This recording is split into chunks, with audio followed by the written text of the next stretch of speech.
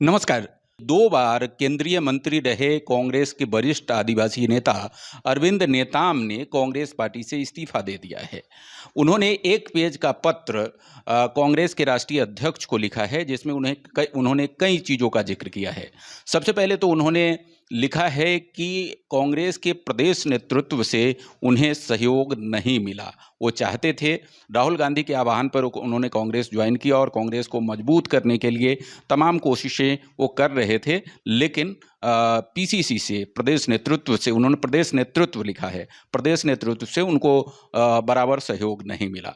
दूसरा, उन्होंने एक बड़ा आरोप छत्तीसगढ़ सरकार पर लगाया है, जिसमें उन्होंने कहा है कि छत्तीसगढ़ सरकार आदिवासी विरोधी सरकार है। विशेष तौर पर उन्होंने जल, जंगल और जमीन की बात की है, पेशा कानून की बात की है।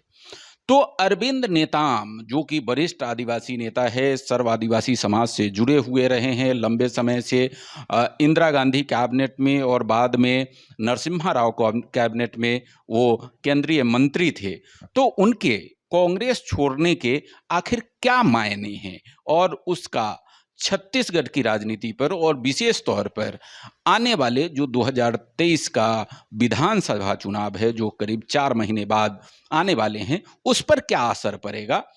इन्हीं तमाम मुद्दों पर हम छत्तीसगढ़ के वरिष्ठ संपादक, वरिष्ठ पत्रकार और लेखक, जो छत्तीसगढ़ की राजनीति की गहरी समझ रखते हैं, दिवाकर मुक्तिबोध जी, उनसे समझने का प्रयास करते हैं।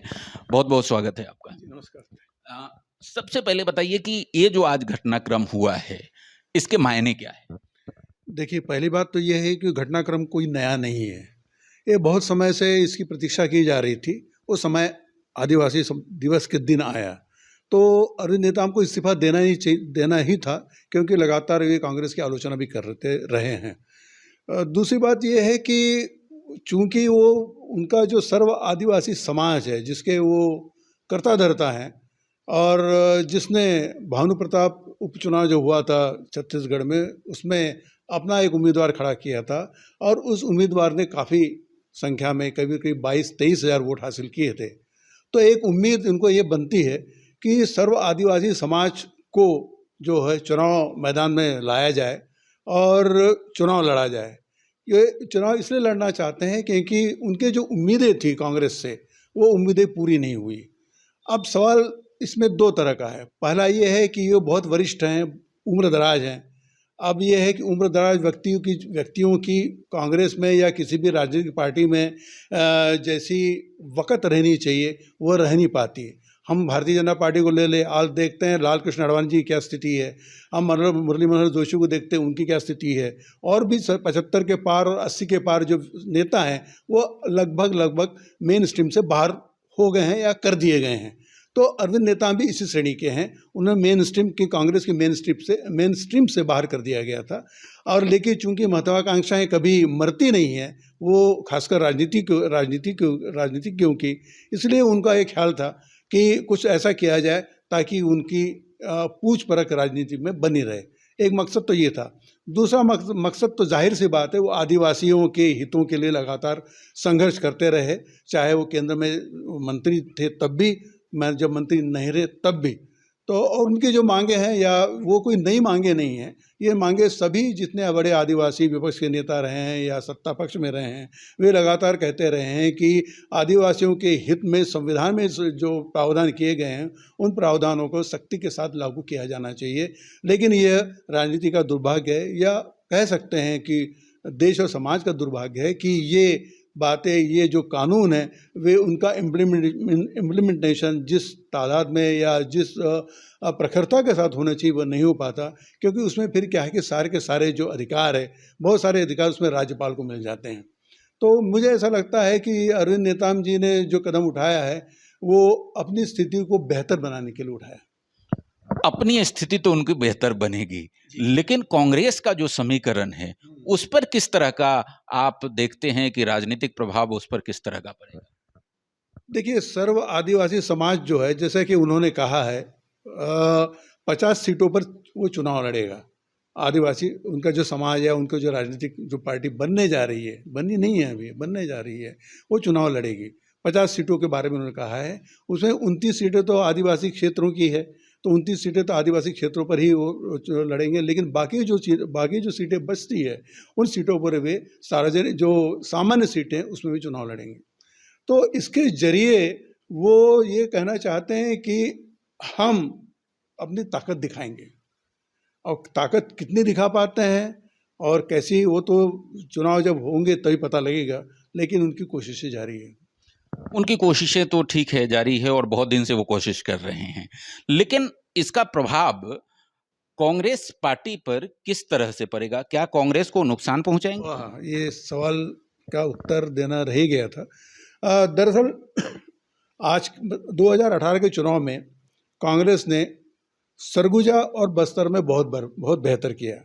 सरगुजा की 14 के 14 आदिवासी सीटें, जिसमें आदिवासी सीटें ज़्यादा है, वो कांग्रेस के पास में है, और बस्तर की 12 में से 11 सीटें थी जो अब पूरी की पूरी 12 हो गई उपचुनाव के जरिए।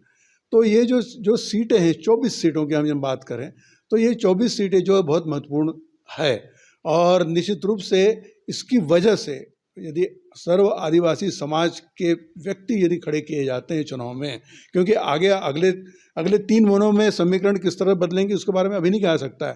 हो सकता है कि इसका किसी दूसरे पार्टियों से पैचअप हो जाए, कोई गठजोड़ हो जाए, कोई सीटों का तालमेल बन जाए, लेकिन कुल मिला के यदि चुनाव लड़ती है सर्व आदिवासी समाज, तो इसका नुकसान जो है, वो ज़्यादा नुकसान जो है वो कांग्रेस का होगा।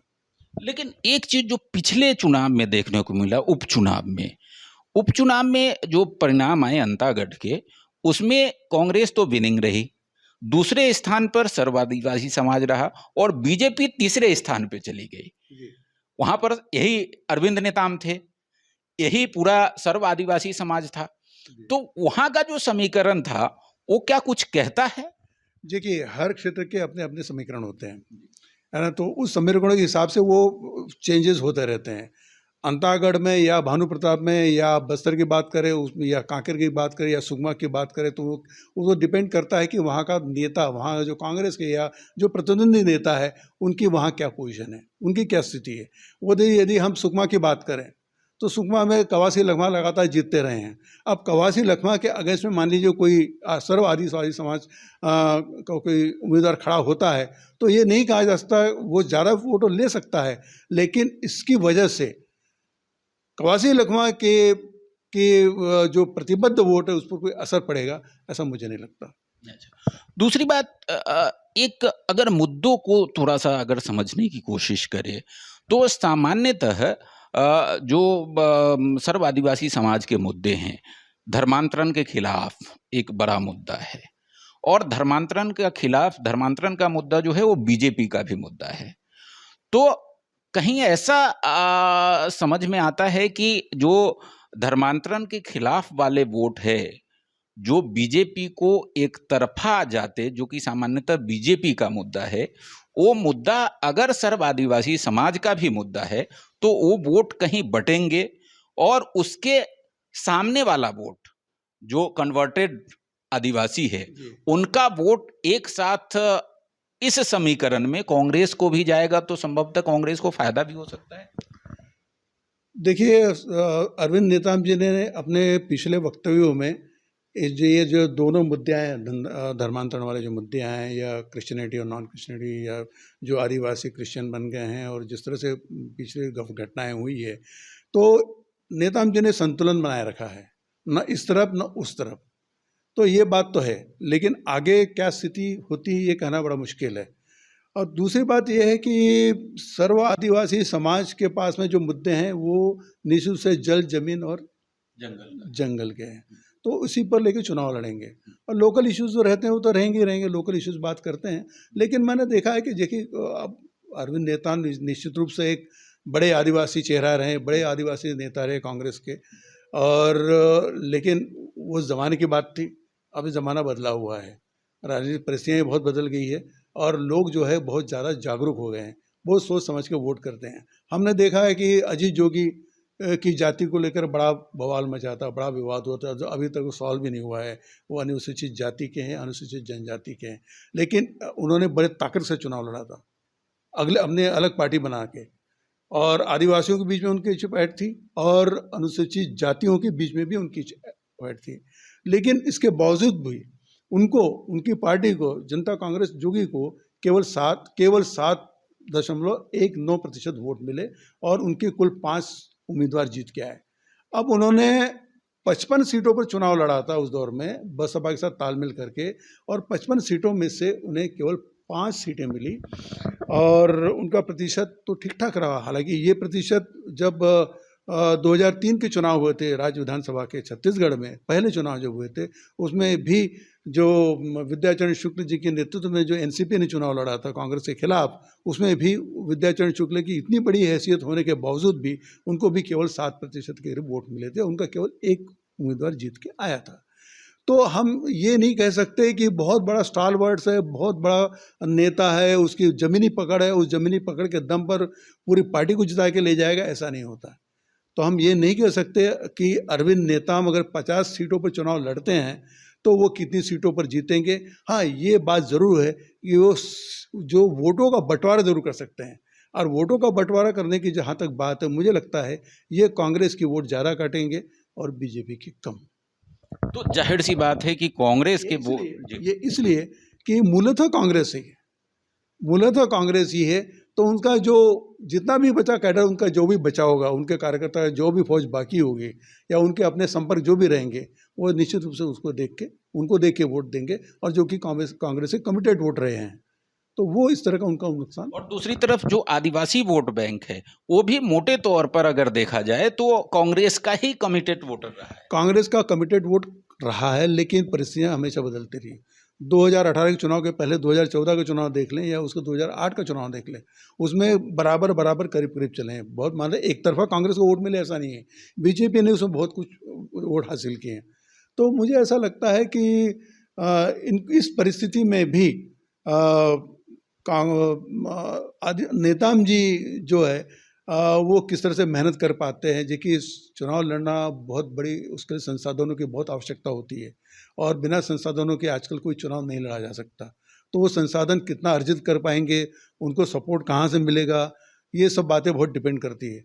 आज जिस तरह से चुनाव माहौल, या ये भी हो सकता है कि माहौल कैसा बनाते हैं उनके पास, अरविंद नेताम जी के पास सेकंड लाइन कौन सी है, थर्ड लाइन कौन सी नेताओं की, ऐसा कुछ तो अभी नज़र नहीं आ रहा है। तो इस स्थिति में मुझे ऐसा लगता है केवल वो अपनी उपस्थिति